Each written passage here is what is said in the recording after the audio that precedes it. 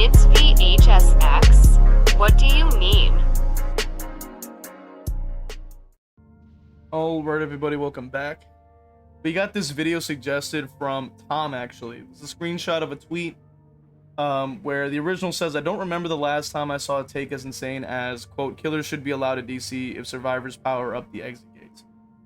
Now, just from that alone, we already see the entitlement is running deep within this one, but we're going to get to that in a second, because we have Choy who comes out and says, you literally cannot win a match as killer without the survivors abandoning, unless they intentionally stay, which is very rare. They can also abandon for several different reasons, including just being inconvenienced. It's the bare minimum to allow killers to do it in the endgame. So I wanted to really talk about this topic because I think it's very telling of the DVD community as a whole, especially within the survivor side, because of the deep-seated entitlement that we see within that side. And it makes sense. They've been spoon-fed multiple buffs, multiple updates, multiple quality of life changes, whatever the case may be. And yet killers are left in a coffin, basically in the grave for years at this point, as we have seen previously with even characters like Deathslinger. Like Deathslinger being a perfect example of one of those things. Because that character has been bugged for literally years. So we're talking years has been bugged. Untouched. Hasn't been looked at. The guns have been completely misaligned as well. And I'm pretty sure any killer you can name probably has a bug at this point. But yet, notice that anytime the survivor has anything that's wrong with them, anything at all, it is automatically patched, automatically buffed, automatically changed. It's always for the positive too. There are never nerfs that come for the survivor side. It is just a given. It is just a given every time. And why is that? We already understand that they clearly have been favoring survivors for quite some time, obviously. I mean, the evidence kind of shows. Now, obviously, we can also mention that there are a lot of the LARPers that decide to pretend that they do play a killer and like to pretend that they do play killer and that they're killer mains or whatever have you. And we've covered that previously.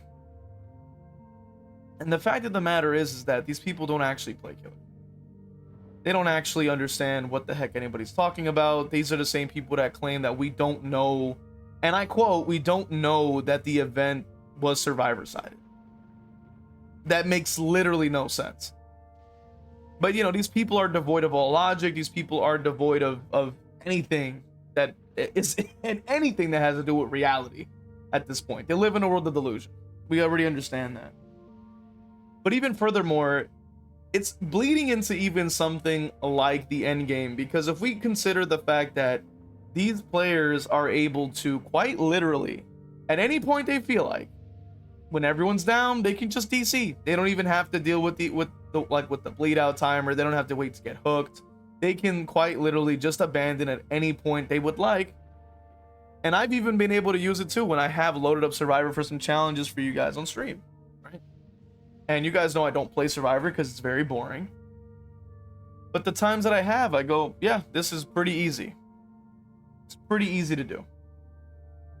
And the fact of the matter is that despite the fact that the game favors Survivor so heavily, there's still people that are still losing games back to back, which boils down to their massive skill issue that they are failing to remember, failing to understand. They are failing to, for whatever reason, fathom the concept that they're actually just bad at the game. And it's very hilarious because we understand that despite how much they've been hand-holding the survivor side, and then the funny part is that I think the intention behind them trying to hold the hands of the survivor side is ultimately because of the fact that they are probably the highest amount of the player base.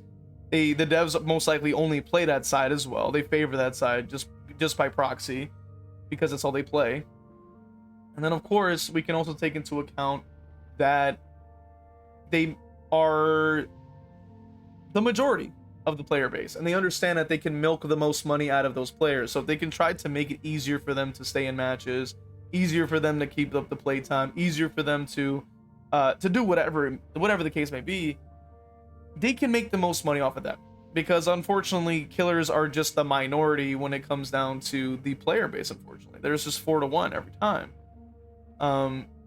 So ultimately it makes sense. Ultimately, you know, even on like the spite, we show that people that they clearly are having favoritism, and we show every time with different forms of evidence across the board from multiple different creators, multiple different people. The fact of the matter is that it speaks for itself, right? We actually have evidence, unlike people that speak off delusion. Now, speaking specifically about the tweet in particular, this is a perfect example of that, right? Like I said earlier, they're able to DC when they're on the ground. They can kind of do whatever they want, essentially. And that's a problem.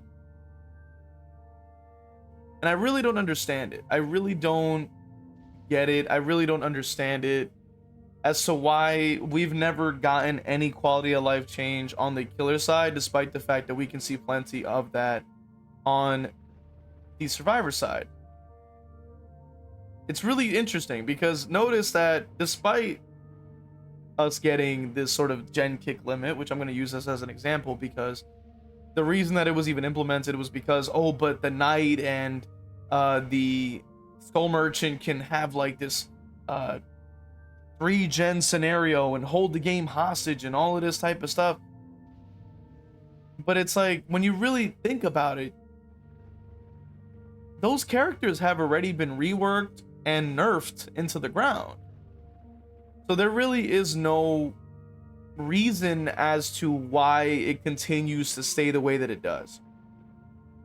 There really is no explanation for why that continues to be the case, why they never reverted it, or why they never push it over to be for it to activate at a 3-gen scenario. Because activating at a 3-gen scenario would quite literally make sense, because then you don't have the game last for super long, because of course it's going to be only at the 3 gens, if that makes sense. But keep in mind that the devs are more focused on trying to be lazy, trying to band-aid fix everything, and only make sure that they give the baby survivors their bottle because they're crying again. Not because they're interested in creating an experience, not because they're interested in trying to actually make something that people want to see, or something that people want to experience, or make it a fun, enjoyable party game as it was supposed to be when it came out, at least. The fact of the matter is that they're only focused on trying to milk the survivor side for what it's worth. They understand that it's easier to make cosmetics for survivor because they all follow only 2 skeletons to be able to put over their cosmetics, and from there they can literally split up the pieces across those cosmetics to potentially gain even more money because of it. Yet killer is not really as easily able to do that, because each killer is very unique in what it can do compared to survivors that are all the same character models with skins and sound effects, quite literally. They understand that deeply. And the craziest thing is that something even as simple as just disconnecting, or abandoning in this case, is of course just a foreign concept to killer players, because why would they ever allow you to do that as a killer player? But they'll do it for survivor players. They allow you to have that for free. They allow you to just have that. There's no downside repercussions. There's nothing there. And it doesn't make any sense, because you would think that they would want a quality of life change for every player. You would think that as devs they would want every player to matter, but that's unfortunately not the case. And speaking of quality of life, mind you, for according to behavior, was the pallet density update, which has been a disaster and has continued to bleed into everything this game has had to offer for quite some time now. We can easily discuss the mere fact that if we look at how the pallet density has affected the killer side, it has been a direct nerf to the vast majority of the roster, to the point that the only viable characters are characters that can bypass the palettes in the first place, and even then, I don't imagine is very interesting to have to deal with. Because ultimately, it's just not. It's not interesting to play the same character every game, and even survivors themselves are claiming that going against the same killer every game is not very interesting. Yet, they continue to push the game into a direction, including the survivor players.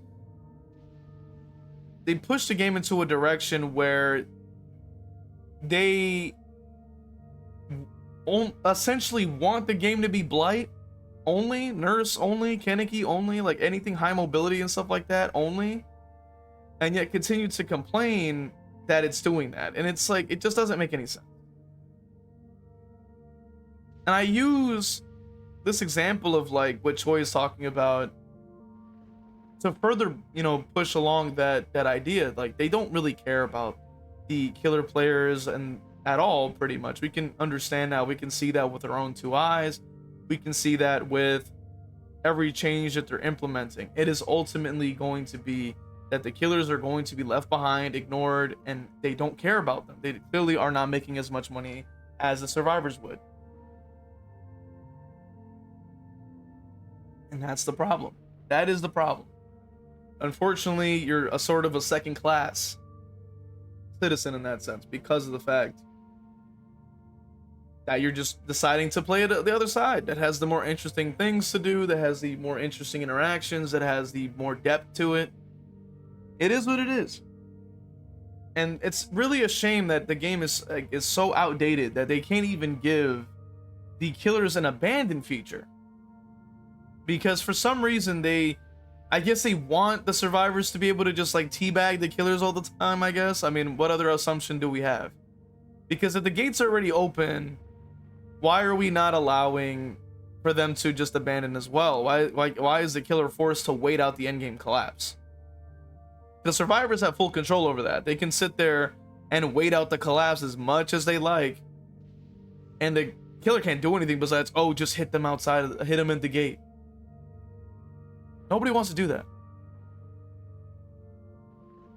Because the same logic can be applied to the survivor players. Like, just wait to get hooked. Stop crawling away. Just wait till you get hooked. The game's already over. Just let it go. But no, they have to make sure they crawl away and hide and get all petty. And it's like, but you're literally making it so that the game lasts longer for you. You're literally doing that by yourself. Like that is your choice.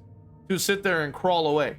You could just stay in the same place you got downed, and you can literally go on your phone, you can alt tab, you can do whatever the hell you want to do.